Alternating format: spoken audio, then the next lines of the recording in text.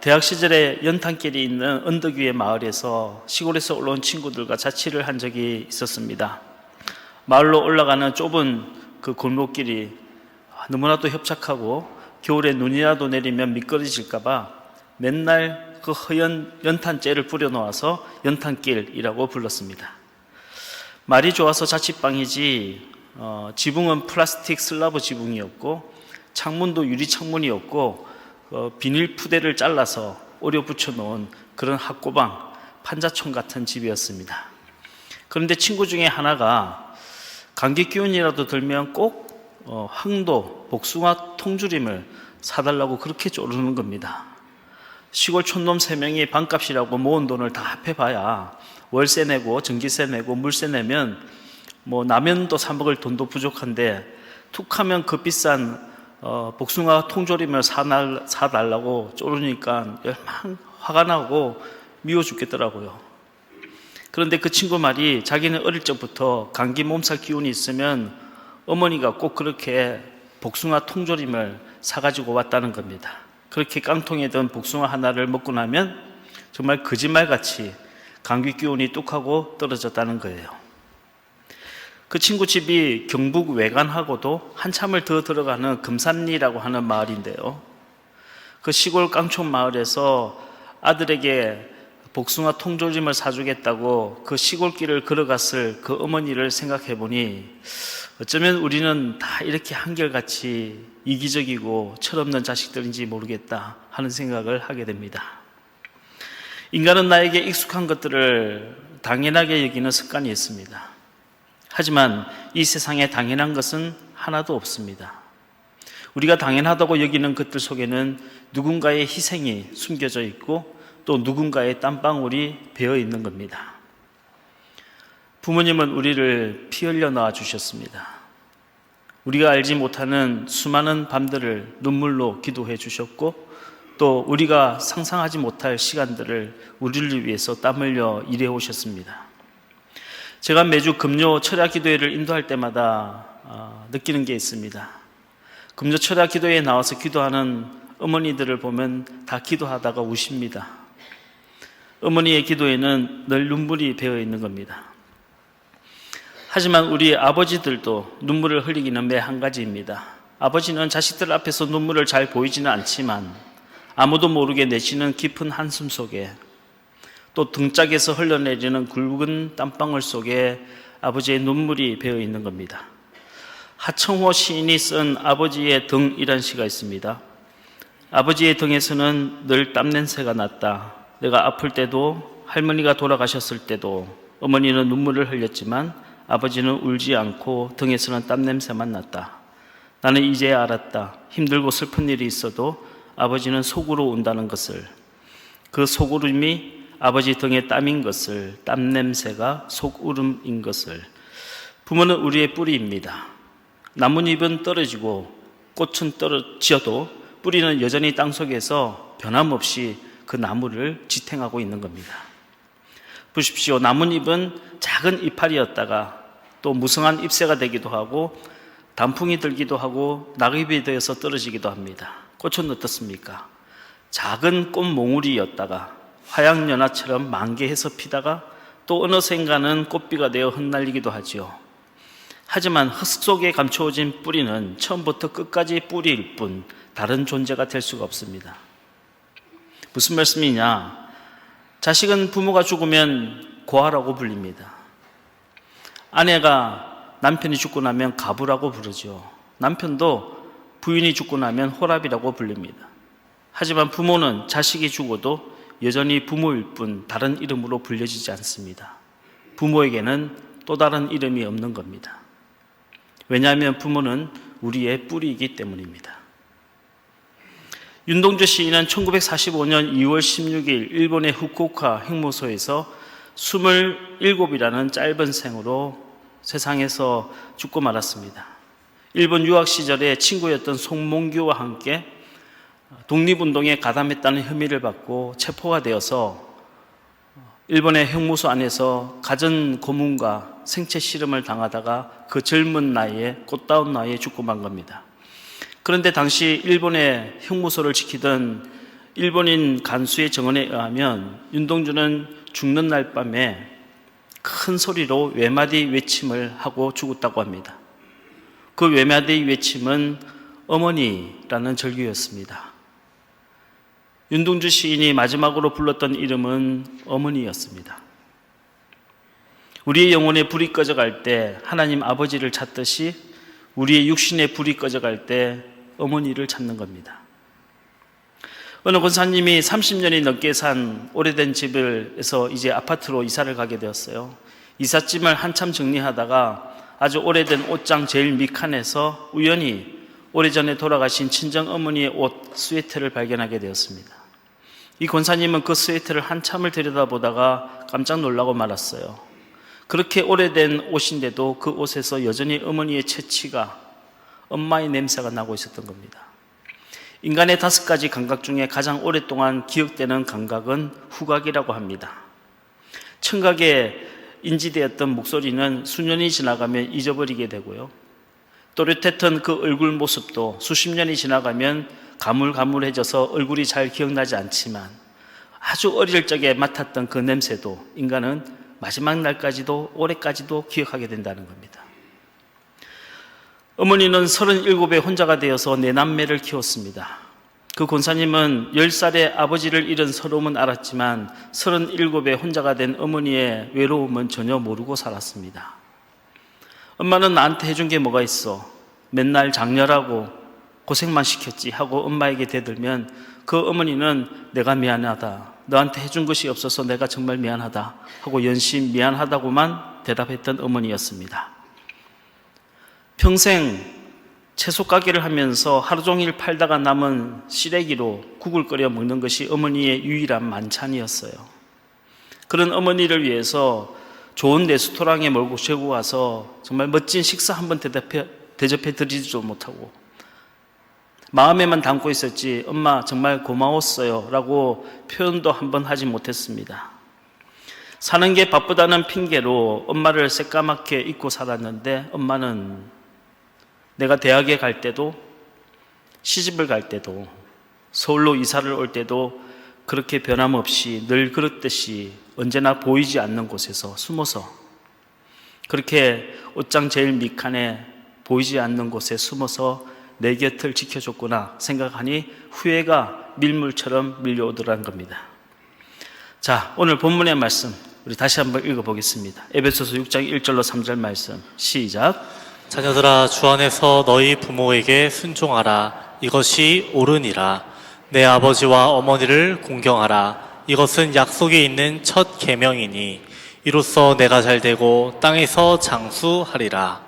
10계명의 제1계명부터 4계명까지는 하나님에 대한 법, 즉 대신 계명입니다. 하나님 외에 다른 신을 섬기지 마라. 우상에게 절하지 마라. 하나님의 이름을 함부로 망령되이 일컫지 마라. 주의를 거룩하게 지켜라 하는 등입니다. 그리고 제5계명부터 10계명까지는 사람에 대한 법, 즉 대인계명입니다. 이 대인계명 중에 첫 번째가 뭐냐? 내 부모를 공경하라 하는 계명입니다. 살인하지 말라, 도둑질하지 말라, 간음하지 말라 하는 모든 법보다 더 우선적이고 더 중요한 것이 부모를 공경하는 법이라는 겁니다. 그런데 이 효도의 계명은 다른 계명들과 다른 차이점이 있습니다. 그게 뭐냐? 이 계명을 지키는 사람에게는 하나님께서 이런 복을 주시겠다라고 약속이 붙어있는 첫 번째 계명이라는 겁니다. 그 약속이 뭘까요?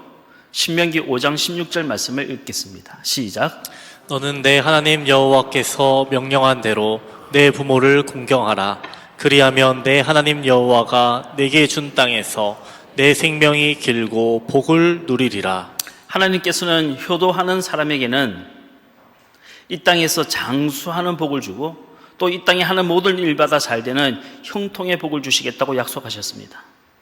우리가 잘 아는 것처럼 하나님의 은혜는 거래가 아니라 무조건적인 일방적인 사랑입니다. 우리가 뭘 잘했다고 해서 구원시켜 주시고 우리가 착한 일을 좀 했다고 해서 천국에 데려가시는 것이 아니란 겁니다. 하나님의 일방적인 사랑으로 우리의 죄를 용서해 주셨고 그분의 무조건적인 은혜로 우리를 천국으로 인도해 주시는 겁니다. 구원해 주시는 겁니다. 우리는 그 하나님의 은혜를 믿음으로 말미암아 구원받는 겁니다.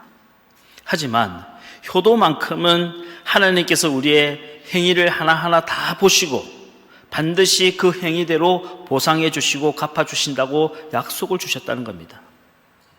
효도만큼은 하나님께서 진짜 복을 주시나 안 주시나 하나님과 딜을 해도 좋고 하나님과 거래를 해도 좋다고 말씀하신 만큼 하나님께서 우리에게 정말로 바라는 것이 있다면 그것은 부모에게 효도하는 것입니다. 요즘 부모들은 자식들에게 효도하란 말을 잘 못하지요. 대신 그저 너희들이 행복하게 잘 살면 된다라고 말합니다. 하지만 여러분 곰곰이 생각해 보십시오. 그 말이 정말 맞는 말일까요? 그게 정말 맞는 일일까요? 하나님께서는 분명히 부모에게 효도하는 자식에게 하나님께서 복을 주시겠다고 말씀하셨는데 하나님이 복을 주시지도 않는 사람이 그 자식이 정말 행복하게 잘 살 수 있을까요? 지금까지 30년 가까이 목회를 해오면서 제가 수없이 많이 목격한 진실이 있습니다. 이제 부모님을 편안하게 보내드리자 하고 연명치료를 중단하려고 하면 꼭 멀리 떨어져서 효도라고는 한 번도 안 해본 자식이 뛰어와서는 울고불고 절대로 못 보낸다고, 우리 엄마 절대로 못 보낸다고 그렇게 생떼를 쓰는 겁니다. 부모님 곁에서 병수발하면서 진짜 효도했던 자식들은 절대로 그러지 않거든요. 장례식장에서 대성통곡하는 자식들 대부분 불효한 자식들입니다. 평생 부모 속썩이고 부모의 오장육부, 골수까지 다 빼먹은 자식이 남들 앞에서 하늘이 무너진 것처럼 세상 떠날 것 같이 큰 소리로 울더라고요.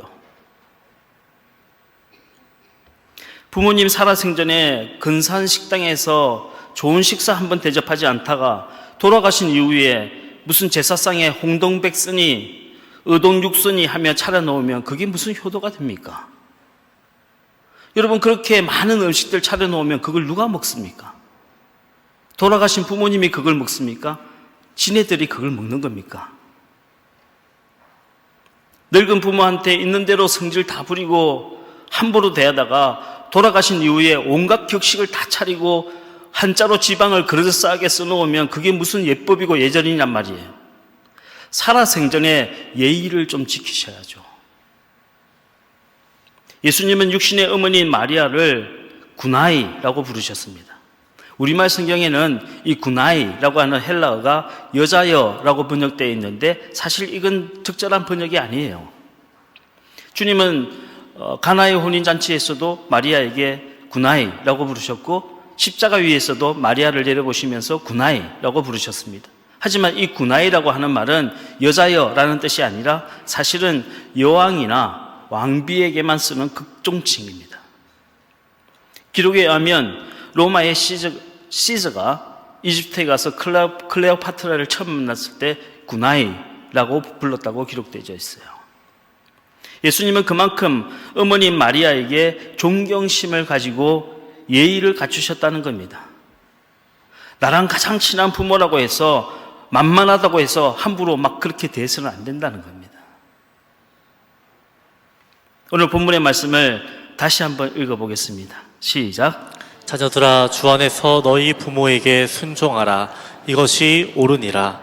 내 아버지와 어머니를 공경하라. 이것은 약속에 있는 첫 계명이니 이로써 내가 잘되고 땅에서 장수하리라. 내 아버지와 어머니를 공경하라 해서 이 공경하라 하는 말은 히브리어로 카베드라고 하는데요. 이 카베드라고 하는 말은 원래 무겁다라는 뜻입니다. 무슨 말입니까? 부모를 가볍게 여기지 말라는 겁니다. 부모의 말을 그렇게 가볍게 듣지 말라는 겁니다. 사무엘상 2장을 보면 엘리 제사장의 두 아들 홈리와 비느하스 이야기가 나오는데 행실이 아주 못됐어요. 하나님께 제사 드릴 고기를 함부로 막 훔쳐서 먹습니다. 심지어는 성막에서 수종드는 여인들과 음행을 했어요. 그러자 늙은 아버지인 엘리 제사장이 두 아들을 불러놓고 조용히 타이릅니다. 너희들에 대한 소문이 나쁘니 행실을 똑바로 하라고 말이에요. 앞으로 제사장이 될 사람들이 그런 식으로 하면 백성들이 뭘 보고 배우겠냔 말입니다. 우리 사무엘상 2장 24절 말씀을 함께 읽겠습니다. 시작. 내 아들들아 그리하지 말라. 내게 들리는 소문이 좋지 아니하니라. 너희가 여호와의 백성으로 범죄하게 하는도다. 그런데 성경을 보니까요, 그 아들들이 이 홈리와 비느하스가 아버지가 하는 말을 가볍게 여기고 무시하고 듣지 않았어요. 결국 하나님께서 그 두 아들을 죽이기로 작정하셨습니다. 이어서 25절 말씀 시작. 그들이 자기 아버지의 말을 듣지 아니하였으니 이는 여호와께서 그들을 죽이기로 뜻하셨음이더라. 홈리와 비느하스만 죽은 게 아니에요. 문제는 하나님의 법궤를 이때 블레셋 사람에게 빼앗기게 됩니다. 이스라엘 민족이 블레셋에게 전쟁에서 패하게 되는 거예요. 불효하는 자식은 개인적으로도 불행하지만 공동체에도 해악을 끼치는 겁니다. 성경은 네 부모를 가베드하라 하고 말씀하고 있어요. 부모님의 말씀을 가볍게 듣지 말라는 겁니다. 지난 연휴에 어버이날을 앞두고 저희 아이들을 데리고 이제 부모님을 찾아뵈었습니다. 그런데 식사를 마치고 할아버지 할머니가 애들을 앉혀놓고 하는 이야기인데도 옆에서 제가 아주 귀담아 듣게 되더라고요. 예전에는 부모가 하는 말이 다 잔소리로 들렸는데 언제부턴가 그 말들이 소중한 가르침으로 여겨지는 겁니다. 나의 현재는 부모의 과거이고 부모의 현재는 나의 미래이기 때문에 부모는 나의 삶을 다 살아봤지만 나는 아직 부모의 삶을 다 살아보지 못했기 때문에 말 한마디도 가볍게 지나칠 수 없다는 생각을 하게 되는 겁니다. 여러분, 그냥 지나가는 말이라도 절대로 노인네가 엉뚱한 소리 한다고, 노인네가 억지 쓴다고 그런 말씀 절대로 하지 마십시오. 우리도 다 엉뚱한 소리하고 철없을 때 억지 부리고 땡깡 부렸습니다. 제가 초등학교 들어가는 해요, 태어나서 처음으로 장난감 가게를 가봤어요. 근데 진열대에 있는 그 플라스틱 권총이 너무 갖고 싶은 거예요. 어머니한테 사달라 했더니 안 된대요. 제가 3일 밤낮을 땡깡을 부려서 결국 어머니가 그걸 저한테 사주셨어요.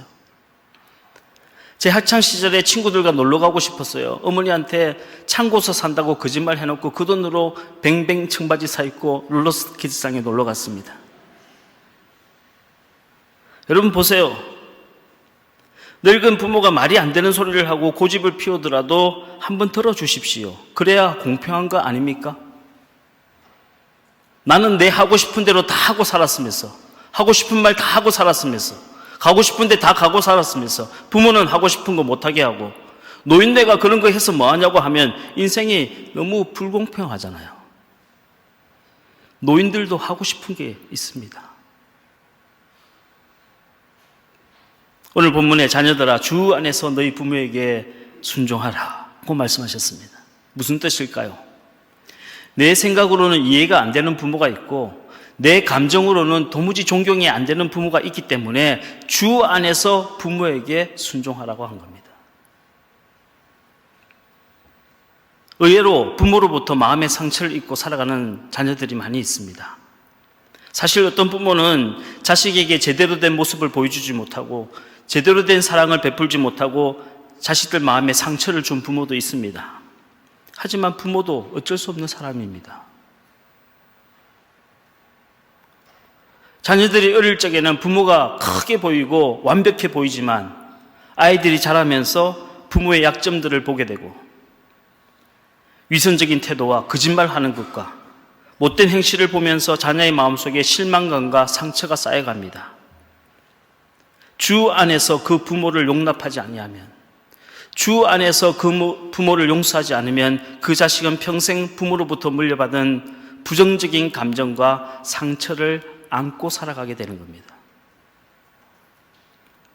압살롬이 반역을 일으켜서 아버지 다윗을 몰아내고 죽이려고 했다가 하나님께 벌을 받아서 죽게 되지요. 상수리 나무 가지에 그 긴 머리카락이 걸려서 대롱대롱 매달려 있다가 요압 장군이 창으로 찔려 죽였어요. 뒤따라오던 용사들이 칼로 난도질을 했습니다. 저는 사무엘하 18장에 나오는 이 압살롬의 정말 비참한 최후를 읽을 때마다 치유되지 않는 마음의 상처가 얼마나 위험한가 하는 생각을 하게 됩니다.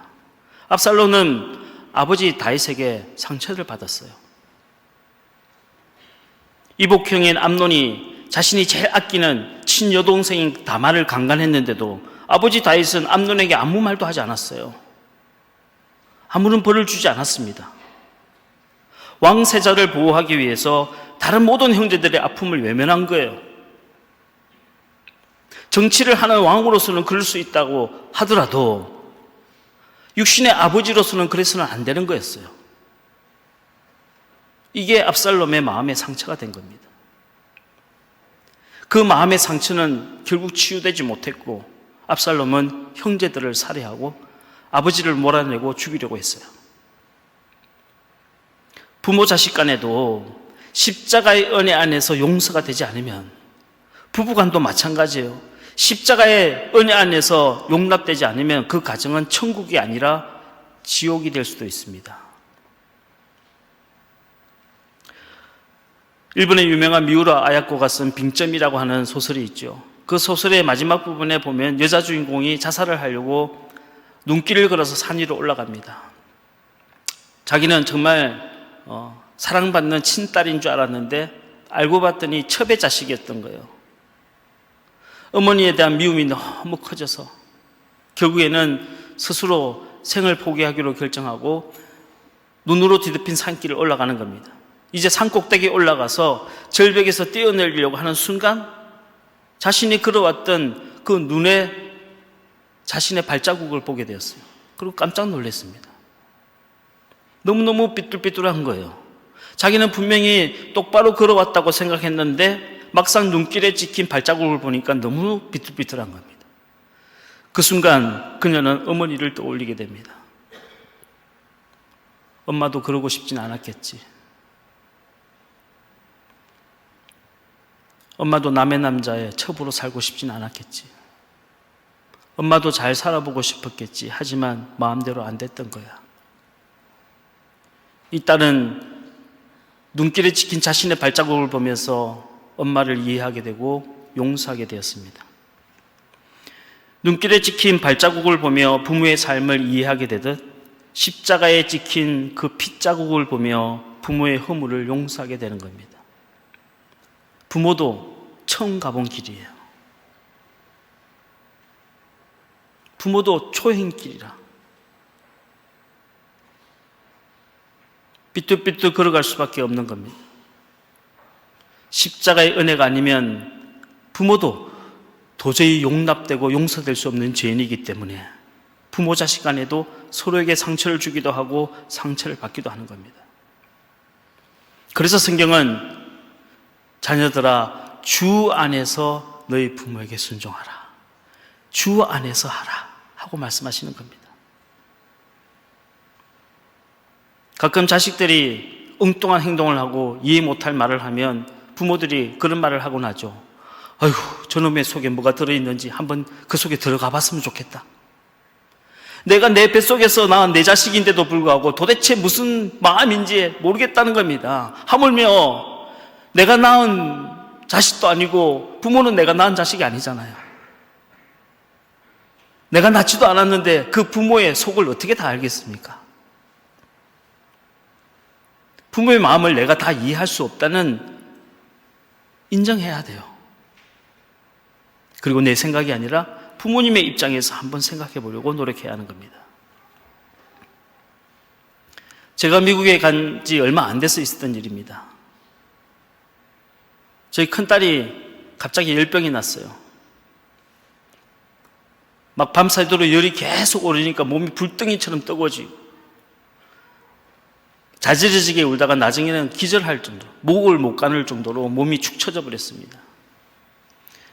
미국 간 지 얼마 되지도 않고 제가 살았던 집이 그 도심에서 굉장히 떨어져 있는 외진 곳이었어요. 게다가 아직 차도 구입하지 못했어요. 어디 가고 싶어도 가질 못하는 거예요. 이 아이를 안고 발을 둥둥 굴리면서 어떻게 할 줄 모르고 있었습니다. 밤 12시가 다 돼 가는데 염치불구하고 옆집에 문을 두드려서 약 있으면 좀 달라고. 그래서 알약 하나를 구해와가지고 그걸 가루로 만들어서 애한테 강제로 먹이고 열이 풀풀 끓으니까 수건에다가 물을 적셔가지고 애 몸을 계속 닦았어요. 그리고 그걸 안고 할 수 있는 게 기도밖에 없으니까 밤새도록 기도했습니다.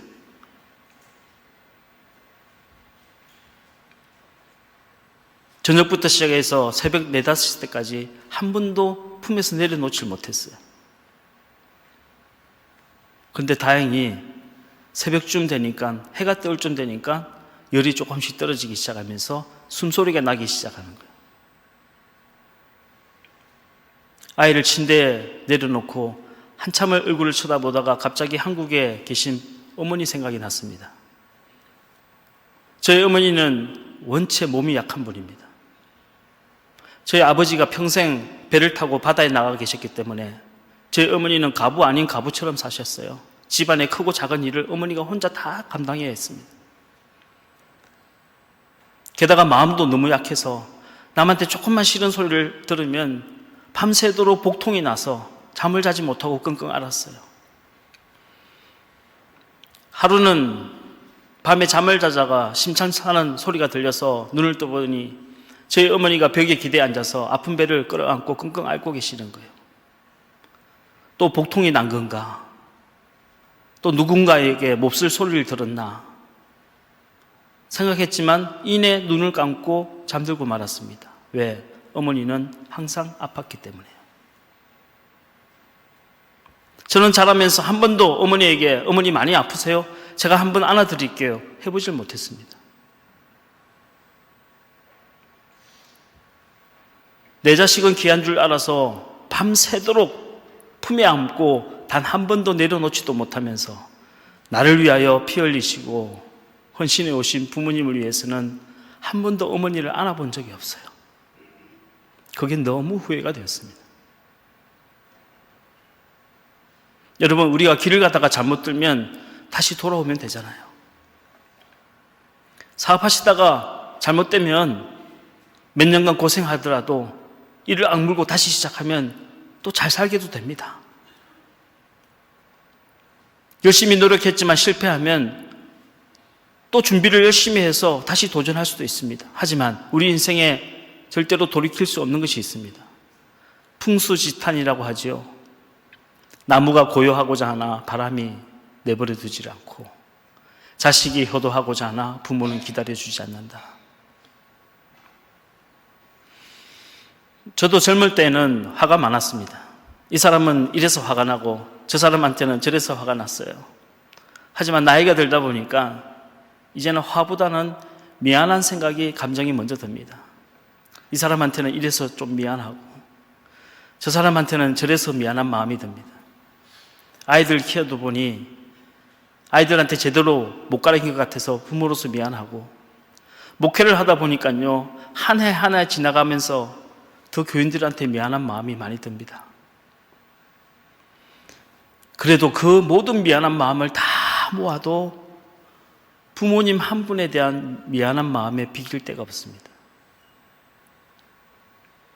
우리 교인들 중에 정말 부모님한테 잘하는, 효도하는 교인들이 있습니다. 그분들 볼 때마다 어떻게 저렇게까지 부모님한테 잘할 수 있나 고개가 절로 숙여집니다. 솔직히 말씀을 드리면 교회를 수십 년 다닌 분보다, 무슨 대단한 은사를 받았다는 사람보다, 기도를 장작 패듯이 하는 분들보다요, 그런 분들의 믿음이 더 좋다는 생각이 듭니다. 주님은 자기 가족을 돌보지 않으면 믿음을 배신한 자요, 불신자보다 더 악한 자다라고 말씀하셨습니다. 우리 디모데전서 5장 8절 말씀을 읽겠습니다. 시작. 누구든지 자기 친족, 특히 자기 가족을 돌보지 아니하면 믿음을 배반한 자요, 불신자보다 더 악한 자니라. 부모 가슴에 대못을 박아놓고 무슨 주의 일을 한다고 그럴 수 있습니까? 형제간에 다 원수 맺어놓고 무슨 대단한 봉사를 하고 나라를 구한다고 합니까? 여러분, 주 안에서 부모를 공경합시다. 주님 안에서 가족과 우애합시다. 이게 내 생각으로 안 되고 내 뜻대로 안 되기 때문에 주 안에서 하라는 겁니다. 내 의지만 가지고는 안 되기 때문에 주 성령 안에서 하라는 겁니다. 우리 일산신강교회 모든 성도님들의 가정이 주 안에서 화목한 믿음의 가정을 다 이루시기를 주님의 이름으로 간절히 축복합니다.